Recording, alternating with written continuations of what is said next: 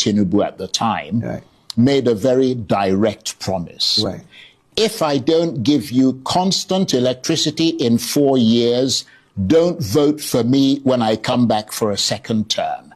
Nearly 4 years on, has he delivered on that promise? Nigerians will vote when the time comes, and I'm coming.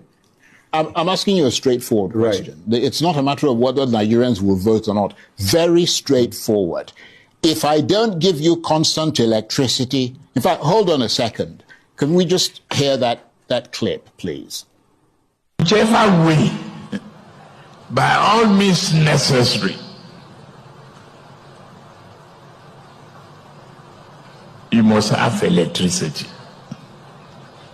and you will not pay for estimated bill anymore.